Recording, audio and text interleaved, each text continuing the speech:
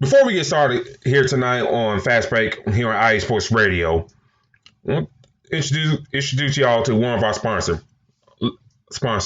Legacy Financial. It's been a tough year.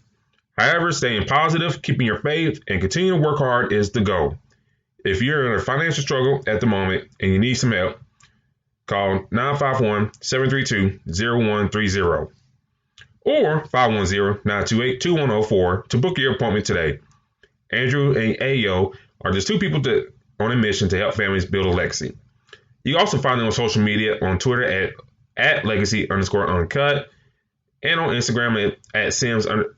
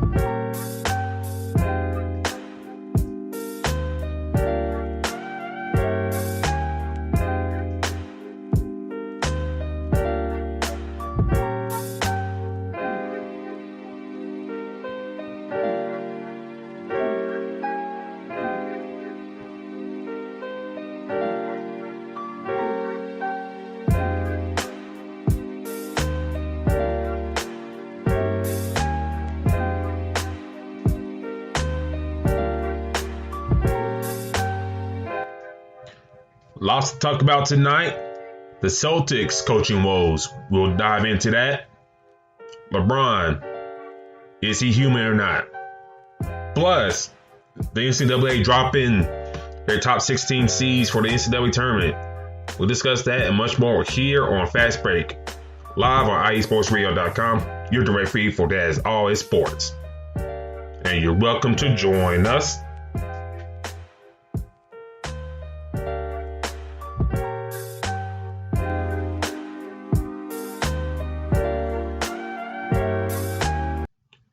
And join us as you shall tonight, ladies and gentlemen. We are back this week.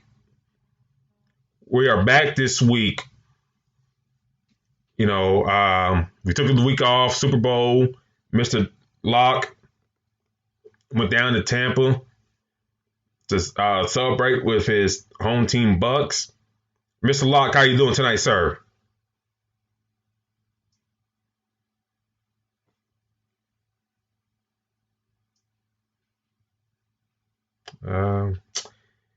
Let's see. I'll try to get him back on. He's been having issues with his phone, so hang on. Bear with me 1 second, ladies and gentlemen.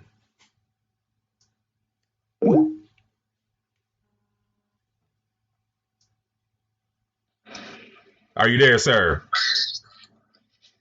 Yes, can you hear me? Yes, sir. Yes, man. Everything's been going pretty good. My team just won a Super Bowl recently, so I'm in 10 right now, man. As y'all can see, my voice is a little low.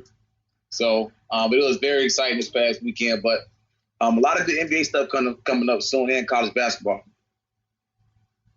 Yes, sir.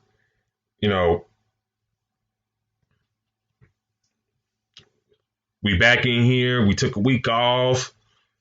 Your Tampa Bay Bucks won. I just wrapped up my basketball season coaching rec league. I finally won a championship, D-Lock. I finally won one of these things. After all these years. Oh wow! So you got one as well. Congrats on that. That's big. Yes, sir. I finally got one of these. Coaching all these years with rec league ball. Trying to get the most out of these young kids and stuff like that. I finally won one. So question: Did you cry behind the scenes? Did you cry behind the scenes, or did you do it in front of everybody? no, I couldn't cry, man. I couldn't do it. I just soaked it in. I was like, dang, I finally won one. But the game got kind of close because every team had a very, very good point guard, and he kind of brought it in close that last minute or so. Within 5, like a minute and 14, I had to take a timeout to kind of get things settled. So I was like, okay, let me, because I kind of had momentum right there. So I had to, calm things down, put the balls in with my bigger guard, and we kind of, took him back that way and won by 11. So, there's many more to come, man. It's the first one of many more, man. You're going to get a lot more. I hope. You're going to get better at the coaching aspect. I hope. But, I'm proud of those guys. They worked hard. They deserved it. All 8 of them. I told them after the game, hey, y'all in my cool book. So, in life. So, hey, y'all want this with me? Hey, y'all in my cool book for life. So, y'all need anything, let me know. But thank you for tuning in with us tonight, ladies and gentlemen. The chat is on and popping right now. Mr. Pierre Moss in the chat. Mr. Terry Rodriguez in the chat. He's out wine tasting. I don't know with his family or with his lady, but he's enjoying himself right now. And Mr. Marcus Los, great. Thank you for joining with us, sir. And speaking of Marcus bought his team, the Celtics. And we tweeted out from the Fast Break account that, I tweeted from the account that, I don't know, it's like Brad Stevens is coaching that sometimes has kind of held back the Celtics. They did lose against the Wizards, which ain't a great sign, in my opinion, because, the Wizards, they've been real shaky how they've been playing and stuff like that. But the Celtics are 13-13, D-Lock. After looking so promising in the beginning of the season, it's like, what's going on with this team? And do you think Brad Stevens is the right guy to kind of get this team over the hump, like some people have envisioned?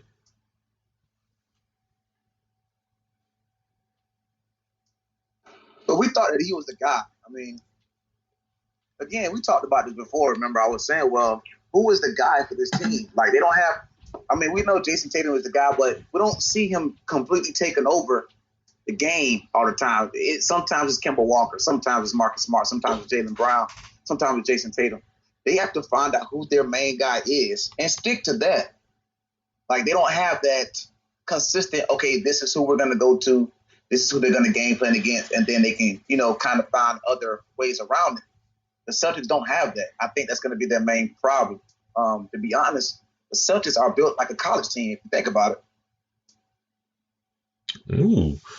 Yeah, I think, I think me and you kind of agree that Tatum should be that dude in a sense. But, looking at it, how he played today, 6 points, 8 rebounds, 4 assists. From his average this season at I'm pulling up right now, about at close to 27 points a game. So I mean, he didn't get close to his average, or even half to that. And then and we're talking about against the Wizards. Yeah. A Wizards who don't have Thomas Bryant for the rest of the season. A Wizards that their backcourt, yeah, they can score, but it's like very high volume. So they miss a lot. They'll miss a lot of shots, and then they'll get some bench production for the Wizards, but it's like they ain't gonna scare you to death. Marcus is saying in the chat. Nah, it's not. Marcus is saying in the chat, D-Lock, that it's not Stevens' problem, but they need more for Kemba. What you say about that? I would agree. But again, to get more Kemba, you have to decide who your guy is. And that's the problem that the Celtics have right now is they have to, okay, you're going to draw plays for this guy. Kemba's going to be the guy. Obviously, Kemba does that rest on and rest off thing the way he plays sometimes and he doesn't. I think that plays a part as well. Maybe this is one of the reasons why this team was considered in the running for James Harden. Because right now, they're not doing anything that show they have one specific guy that'll take over a game. And you're right, Kemba could be the guy, but it's just like between him and Jason Tatum, they need to make up their mind.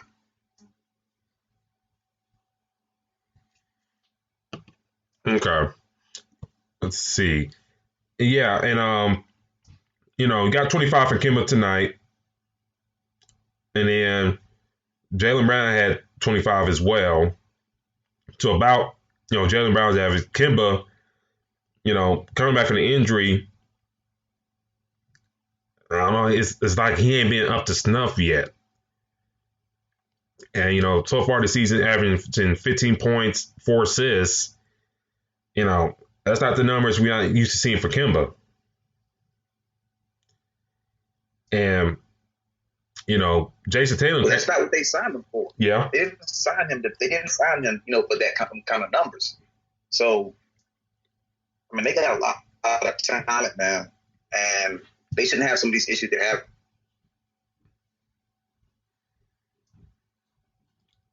So, let me ask you this. And I know Brad Stevens is not that kind of say, hey, I'm going to point at you. You're going to be the guy. What can he do differently to kind of get things changing for this team? Well, the biggest thing is, you gotta realize who your guy is. Jaylen Brown could take over at one point. Marcus Smart could take over at one point. Jason Tatum. But I think it would help if you had a pecking order, right? You know who your number one guy is, no matter what game night it is. Now, as far as these days where they're resting, the only time these guys need to be resting is if somebody's hurt. Yeah, I agree with that. And Marcus. So for me, so go ahead. And what you just pointed out about a pecking order, Marcus brought up that Tatum needs to be the guy and Kemba needs to be the number 2. Where do you see Jaylen Brown in that equation as well? Will he be cool with that number 3 role, or? At this point, you have to figure out who your guy is. Jaylen Brown is looking like a stud right now. To be honest, if you're going to pick those two to be your top 2 guys, you probably can use Jaylen Brown as trade bait because he clearly is a superstar, a rising superstar as well.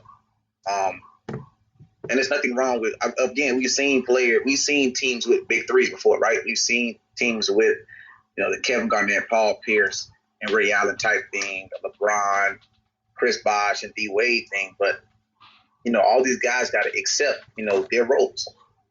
But the difference between those big three and this one is that this big three, or could be possible big three, is a scoring big three. They all can score, right? Kevin Durant can, but we knew that Kevin Durant grabbing everything off the glass. Chris Bosh can score, but we know he's grabbing everything off the glass. So knowing who your big three is, you got to realize, okay, boom, Like, this is my big three, and this is the order we're going to go.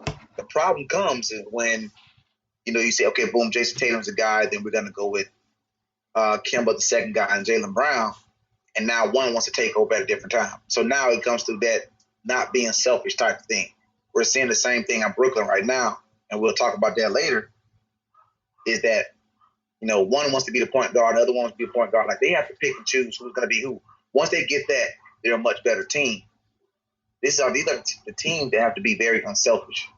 And if they can do that, then I think Jaylen Brown fits in perfect. But if not, somebody's going to get shipped. Obviously, Tatum got paid, so that Kemba, it would be Jaylen Brown. Pierre brought up in the chat, and before we move on, he said, Kemba may be better off being that third guy and average between 15 and 18 points and at least 10 assists a game. So maybe, that Steve Nash role, kind of like a la, those Dallas days in the early 2000s with him and Michael Finley and Dirk Nowitzki. Maybe in that role right there. Because, that can work.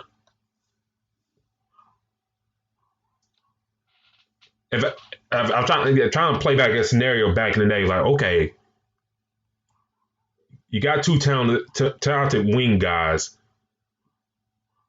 and then point guard. Okay, you go back to the time clock. Okay, Steve Nash. Steve Nash never been the guy to, to demand the ball and stuff like that. And can fit in his role very well. But still give you enough to get you over the hump and what you need to do. And I think Kemba's perfect for that. And we know Kemba can score too. If he's on his game at any given night. But I get you. I let you have the last word. Well, Kemba can do whatever he wants, and we know that. But if you can get everybody else cooking around him, now you have a chance to where things can get really, really, the chemistry can go very well. So this team can do a lot, but if you get Kemba dishing it to everybody else, now the offense can kind of fall. Now he can cook when he wants to, get the one-on-ones. They're worrying about the other pieces, but Tatum is like a Kevin Durant type player to where he can make his shots at any point. He doesn't need a lot of shots to get hot. I see Jaylen Brown as your trying to get to the line type player, and yeah, Kemba is your assist man. If you can get him going, then you're good. And also, like I said, Marcus Smart is your defender. So they got the pieces. It's just like it seems like there's a bunch of confusion, with this team right now. It's kind of like they're playing street ball and they're passing the ball back and forth one another, trying to figure out who's going to take the last shot. And you can't do that. You lost to the Wizards today, man. I know, man. It's like, y'all, I'm losing. If they want to get some Wizards, that'd be a great bounce back game to kind of, okay, we won. Was trying to build momentum off of that, but you lose to the Wizards, and you got Mr. Bill saying he don't want to go, but even though he should, it's like at one point, when do you want to leave? Instead of just being in DC and just dropping 30 points every night and lose. So, they can't do it during the playoffs, man. That can't happen during the playoffs. Yes, during sir. The playoffs, you can't have we're trying to figure out who's gonna score the last point, who's gonna get in a rhythm. Like, you can't have that. I definitely agree. And going to the other side, to the other coast, real quick. The Lakers, 21-6, second on to Utah in the West right now. Very. I think we both knew Utah would make the playoffs, but I didn't expect this out of them this season. I was like, oh wow. Oh. Watching them, I was like, wow, y'all really got it going on. But LeBron, Yeah. Mr. LeBron, it seems like the clock hasn't really started on him yet.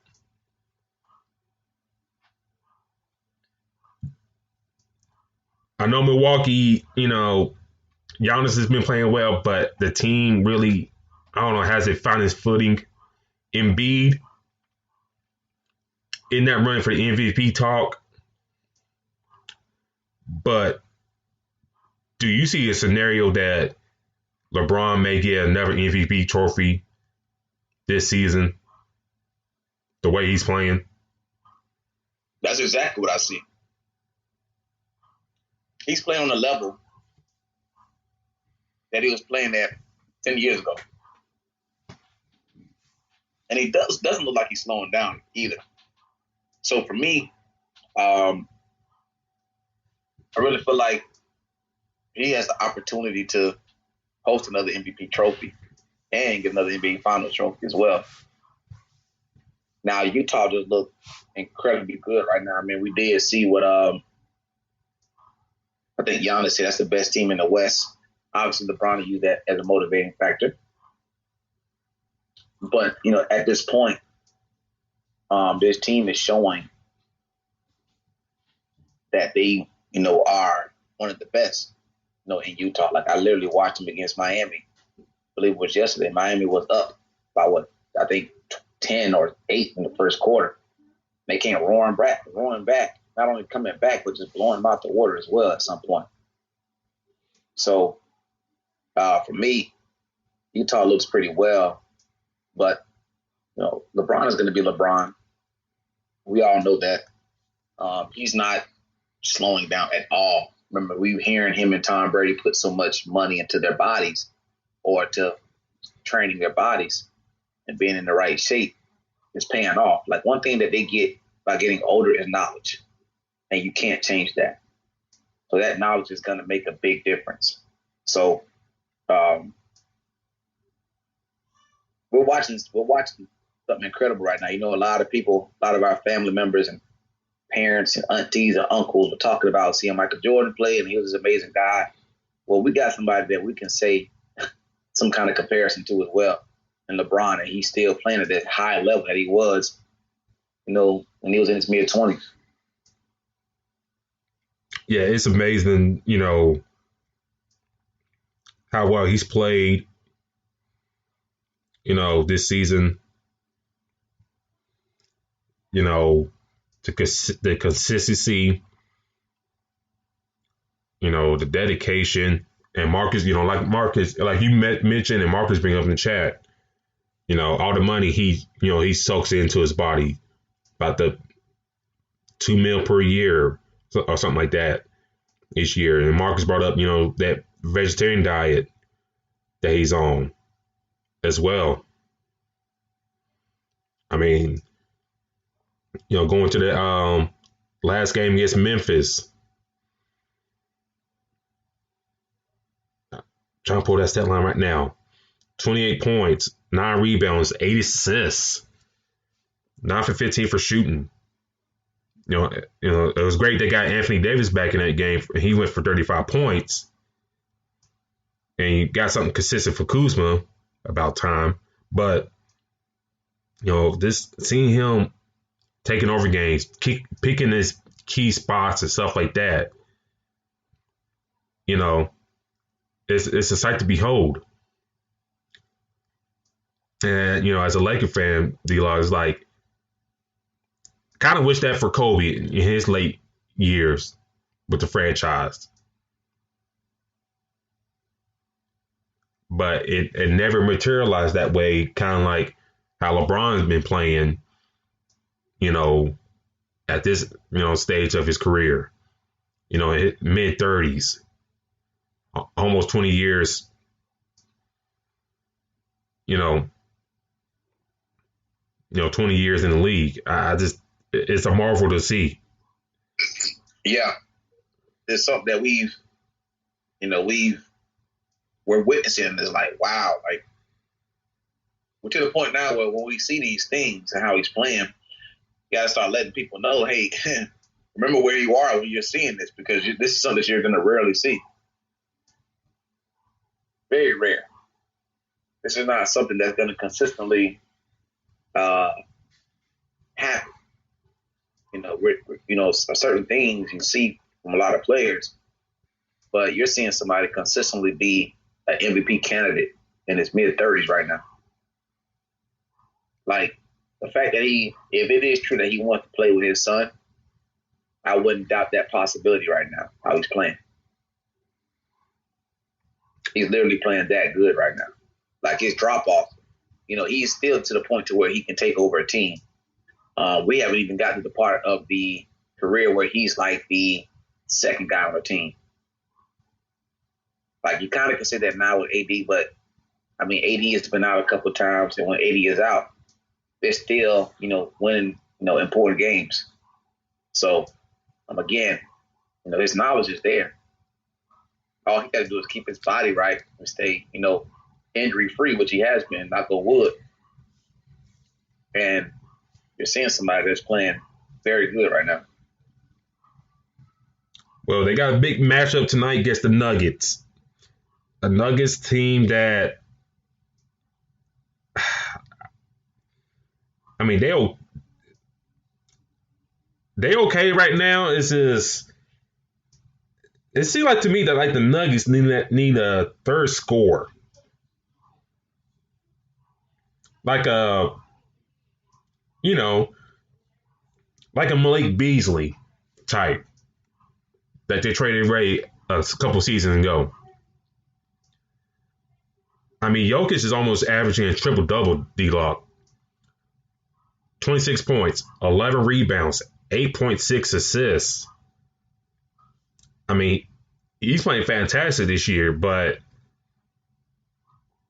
Jamal Murray, I expected a little bit more out of him, at least averaging 20 points per game. He's at 18 right now. I know Michael Porter Jr. has been out for COVID reasons and stuff like that. And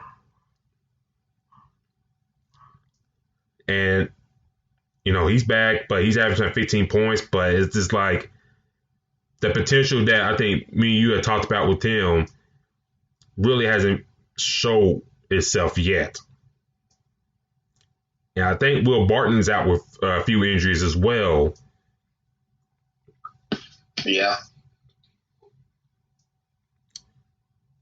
And then, I mean, we'll see a lot of Michael Porter tonight. So I hope,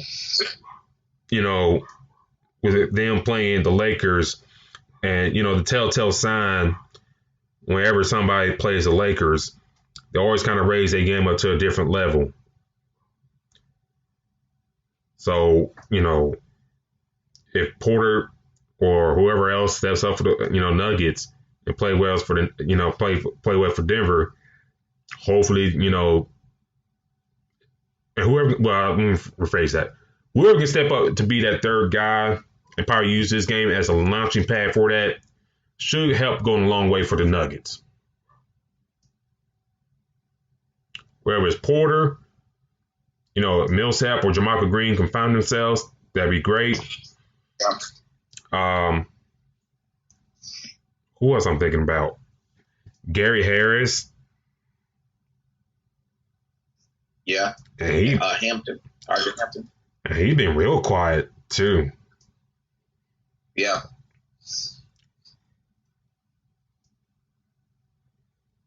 And then looking around the league. This team is just, they got a lot of guards on that team. So, it's going to be interesting to see what happened, but for them to say, we can kind of say they took kind of drop back, to be honest, it seems like Utah is just picking up where they left off. They seem motivated as well. So Jordan Clarkson looks like he's going to be running for the sixth man of the year right now. And another team, too, that looks pretty solid, they can stay healthy, is Phoenix. Oh, yeah. Chris Paul has brought everything that he had in OKC to Phoenix, and they look like they are a team to reckon with. Also, they have a very good defensive team. Jay Crowder is over there as well. I think Miami, you can agree with me or not, I think Miami misses Jay Crowder, the defense. Oh, yeah. Because they're at the bottom barrel of giving up all those points on the defensive side. So, but he's making a big impact there at Phoenix, him and Chris Paul. So the West looks pretty deep as expected. But hopefully, and I still think, again, like I said, I'm not gonna bet against LeBron. I think it's a while till they get back to. Playoffs is a while from now, but they're gonna be clicking at the right time. Their biggest thing is staying healthy, in my opinion. If they can stay healthy, clearly it being Anthony Davis, I think they'll be the team still that needs to be stopped. Like I said, Utah playing very great ball right now. We talk about the Shaq comments. He made against Donovan Mitchell a while back, and we knew Utah was playing well during that part of the season, but it seemed like I don't know they used that as billboard material, but they just took that what Shaq said against Donovan and kind of just turned it up to 10 and ran with it. And yeah, they ran with it. Since the month of February, Utah has beaten the Pistons 117-105, beaten the Hawks 112-91, beaten the Hornets 138-121, have beaten the the Pacers 103-95, beaten the Celtics on February the 9th 122-108, beaten the Bucks 129-115, and just yesterday beating the Heat 112-94. Just spanking folks. Minus the Celtics. Minus the Celtics. Not Celtics. Pacers. Who's very solid defensively. Everybody else getting beat down by double digits.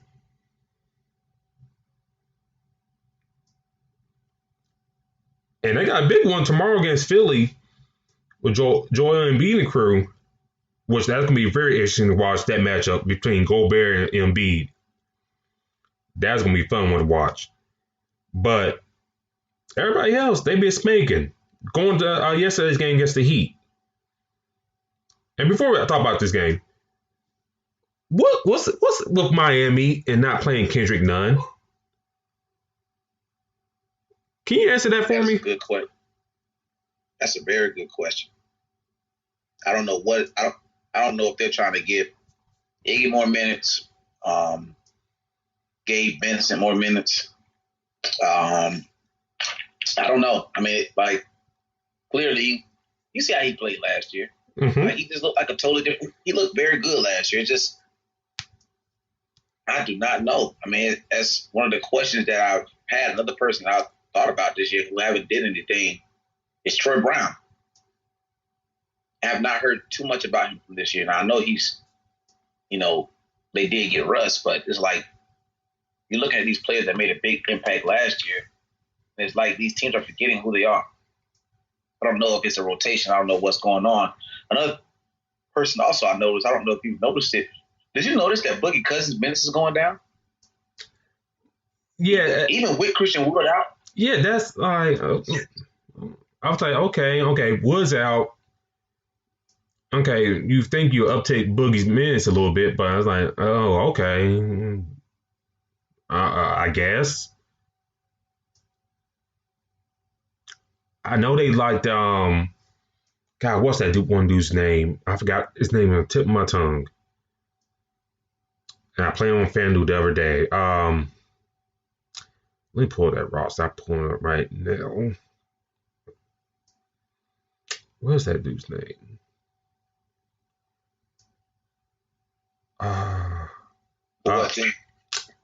It's coming to me. Jay Sean Tate from Ohio State. Yep. Yeah, they like playing him a lot too. Yeah. And that's without Christian Wood. So it's like, why? Boogie is one of the, we can probably agree on this. Boogie is one of the top 10, top 15 players in the league healthy. If he can be who we know Boogie can be up in the past. We've seen him, take over games. I'm pretty sure you've seen Boogie at a cheaper price and you grab him. He outvalued that price. But that play, Kendrick Nunn, Troy Brown, I don't know what these coaches are. What is it? Different rotation? What are they doing in practice? And then on top of that, the thing about Kendrick Nunn is Dragic has been out for a while. Yep. So who, he's there to get the minutes. Why are you not giving them to him? That's what makes it very interesting and confusing to me. It's like, I think I get it. Before we move on here a second, I get it. Dragic had a hot hand in the playoffs, in the bubble. No one's out with COVID, so you kind of rolled that hot hand and you brought him back. But you still can't neglect, one of the top rookies this past last year. The DNP's, kind of puzzling to me.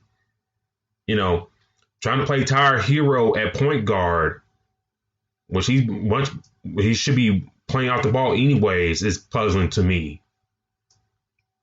Yeah, that's confusing. I mean, yeah, sure he can do it, but the way his game is, he's not a setup man. So, I mean, that's like a real baffling coaching right there.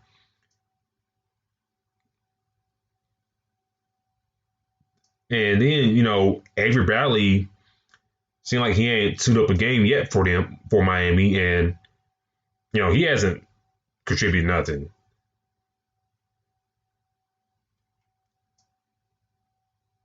And I kind of worry if Dragic come back healthy, Bradley come back healthy, they're going to just push none down at the bench. I was like, why do that?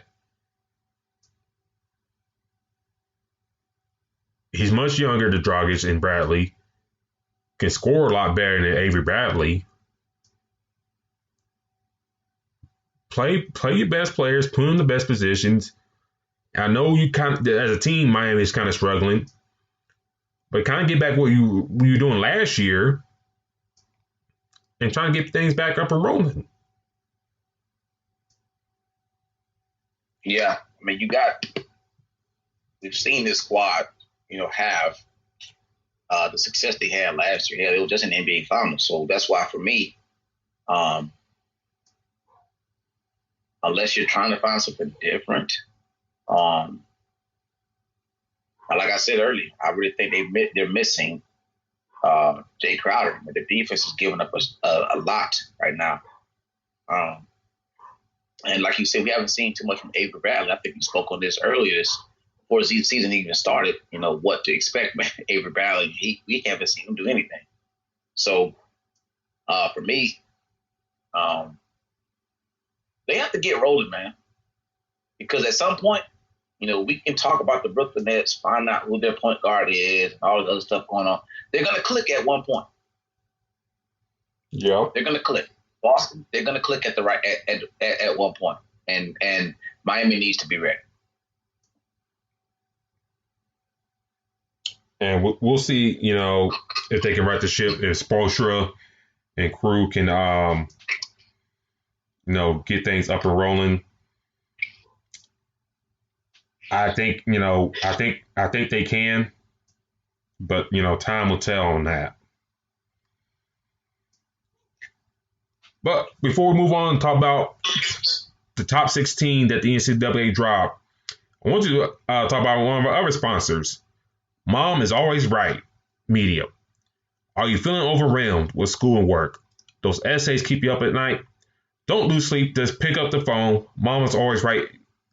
Mom is Always Right Writing Agency will give you quality essays and always make our deadlines. Sleep soundly, knowing we are on the job.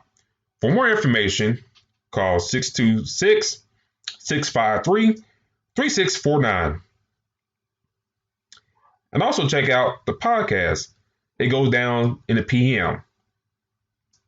Make sure you check out each new episode of It Goes Down in the PM, brought to you by Mama's Alright Media, where we help you open your business from start to finish.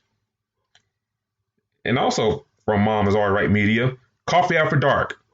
Don't miss the next chapter of your favorite love story. Check out season 2 premiere of Coffee After Dark, brought to you by Mama's Alright Media, where we help you open your business from start to finish.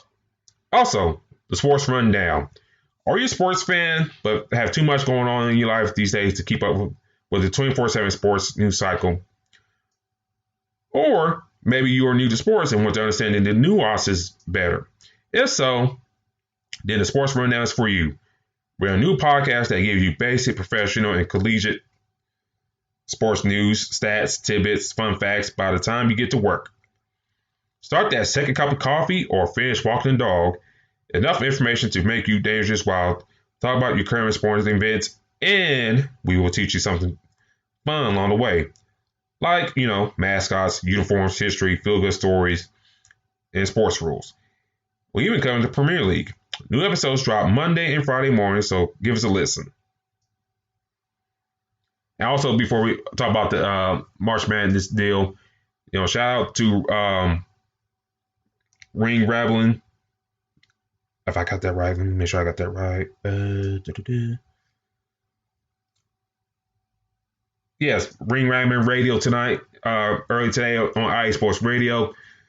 Is great for Martine and Felicia to be back on the airways here on the network.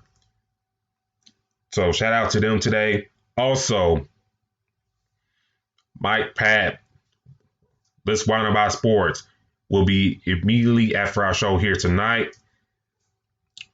9 Eastern, 7 Central. Oh, not 7 Central. 8 Central, 6 Pacific. So please give Mike a listen to after our show. So, D-Lock, the NCAA committee released their top 16 seeds in the NCAA. I'll read off each region one by one. Get your thoughts. In Region 1, you got Gonzaga at number 1 seed. Your number 2 seed, Alabama. Number 3 seed, Oklahoma. And number 4 seed, Iowa. Region 2, you have Baylor as your number 1 seed. Illinois as your number 2. Tennessee as your number 3. And Texas as your number 4. Region 3, your number 1 seed, Michigan, who came at as your number 1 seed, who came at also today against Wisconsin and beat the Badgers. So they kind of keep that position up for them. Number 2, Houston. 3, West Virginia. 4, Missouri in that region. And the last region, a little bit of surprise, Ohio State, number 1. Villanova, number 2. Virginia, number 3. And Texas Tech, number 4. What are your initial thoughts of the NCAA committee's top 16 seeds, what I just read off to you? Well, for me, it's I think I messaged you and I said this. The team that sticks out to me is Gonzaga. We've seen them in numerous Sweet 16s. We've seen them in the Elite Eights. We've seen them, be one of the teams that are always talked about all year long. I can't tell you how many times Gonzaga has been that team that was ranked number one and they were supposed to do, great things. I need to see them make that move this year. I have not seen them make the biggest move out of all. It seems like they're always in the tournament, but they fold. You know how we, how you tell your players that the chemistry is right at the right moment. We're trying to peak at the right moment. You just won a title and they peaked at the right time. The chemistry flowed at the right time. This team it seems like it's backwards. It's the opposite way. They have the chemistry early, but they don't peak at the right time. So that's the first initial thing come to my mind is because, dude, I don't know how many times I can tell you I've heard about Gonzaga being a top 2 or top 3 seed or number 1 seed going into March Madness, and they never can finish. So that's one thing that, came to my mind. Baylor was a little of a shocker. I haven't seen them too much in the tournament do too much damage. Let's see if they can do something. Ohio State was also a shocker as well. But the expectation of Michigan is just like they find this news out and it's like Nick Saban finding out that Bama is going to the Alabama Invitation, as we call it, or as everybody calls it, the college football playoffs. So, Michigan knows what the expectation is there. You get recruited by this team. They're not going to go to March Madness. They're going to win March Madness. They're trying to be in the Final Four. They're trying to be the last 2 teams. And they are down. They are trying to win March Madness. This is what they know. So, not just go by the top number 1 seeds first. I kind of was shocked where Tennessee was. I was not expecting them to be at below Illinois. Like I just thought that Tennessee was going to be a little high. I just thought that they would be, a team that had a little bit more recognition. In that aspect. Bama's been playing hella great right now, so I would expect them to be above Iowa and Oklahoma. To be honest, they probably could give Gonzaga a push. Like I said, because Gonzaga shows up during the season but don't know what the hell to do during the tournament. Now, the team that I think is going to be motivated the most out of all these teams, and I think you might agree, is Villanova. Ohio State has been playing very well, but we know that Villanova is on the same level as Michigan. They live for this moment. This is what it's all about. So for me, I was expecting Villanova to be higher than them, but the fact is, they're not. So when they see this is going to be, how every team in any sport have that one thing that's on the checkboard and the whiteboard that completely is circled and is motivating them, or they have that one game like Florida State has against Florida, vice versa, or Bama has against Auburn. That game is circled. That LSU game is circled. This tournament and the fact that Ohio State is ranked higher than Villanova is going to motivate Villanova. So expect this is going to be something to watch for. And what is it called? We always find the Cinderella in the March Madness. I think we could possibly see that every year as we do. There's going to be a team that's going to make that move.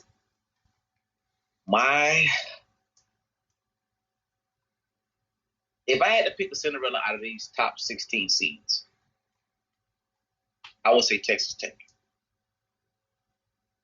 We talked about them. Was it a couple of weeks ago? We talked about how they all got these guards that can catch fire.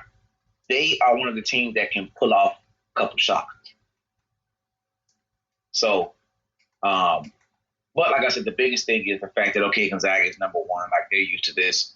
But can we see you guys in the title game and take on a title? Cutting down on the strings at one point, the Nets. But like I said, I think that Villanova is a team that is going to be. We're going to see they're very hungry throughout this tournament.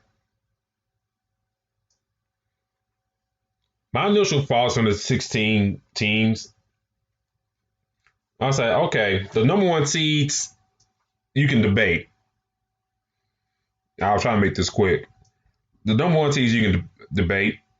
I think with Gonzaga and Baylor, the top two teams in the country, in my eyes, they're interchangeable. I think you probably get the edge to Gonzaga being the number one overall seed. But Ohio State was kind of like, okay. I think the two losses, that Alabama had against, Mizzou and Oklahoma kind of hurt them getting that number one seed. Tennessee, you brought about Tennessee. I think, they're a better team than Illinois. Not saying Illinois is a scrub team, but kind of looked at initial rankings, I probably do some swapping around.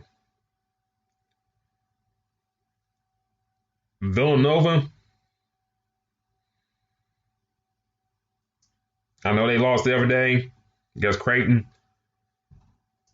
but I think if they can make a run, I think they could challenge for number one seed. Virginia Tech, the way they've been playing lately, they may be a dangerous team come March. A team I probably don't want to face in March. But I want to bring up another team that should have got consideration in the initial top 16 seeds. USC. I know we ain't talk about the Pac-12 too much on here because, we be both in bed or something like that by that time to get playing. But USC, D-Lock, winners of 6 straight. They're 17-3 right now. Yeah. They finally getting that due respect, in the rankings and stuff like that. I'm looking at this initial 16 teams. The way they've been playing and rolling, I would have taken out this initial. I would have taken out Texas and put USC in the number 4 seed in Region 2. Me personally, I think Oklahoma's a little high for my liking. If I also going through this seeding, Oklahoma's a little high for me. I mean, I know they strong some big wins against top teams, but it's just like, okay, you just high seed, you play this lower 14 seed, and you get beat, then what? Or can you turn your wins against top 25 ranking schools and turn that into a nice run in the tournament? That's a big question about Oklahoma. But USC, I think a team come March, we'll be talking about as one of these top 16 seeds in my eyes. I mean, we'll see. Mobley's been playing great, averaging about 16-9 so far this year. Evan Mobley, that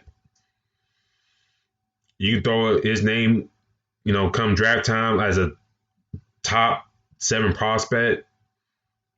We're going along with Cunningham, Suggs from Gonzaga, and a couple others.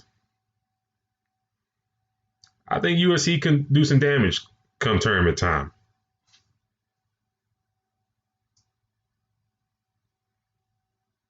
Agree.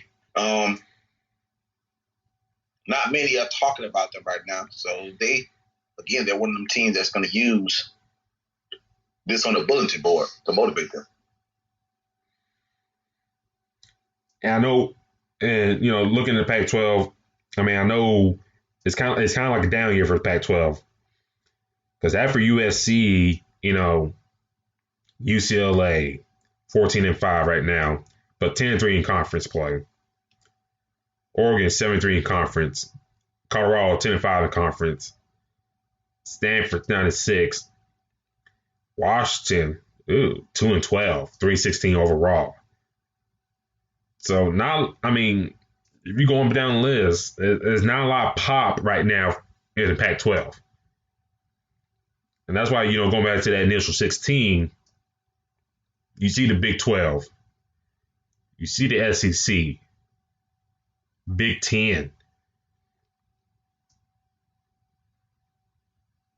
In there. And you only got like one lone ACC team in there, in that mix. So we'll see how things shake out for the rest of the season. Like I said, Michigan had a big win today against Wisconsin. So you had that right there. Loyola Chicago losing overtime to Drake. And unfortunately, Memphis and Houston had to be postponed. But hopefully they'll get to make up that game down the line.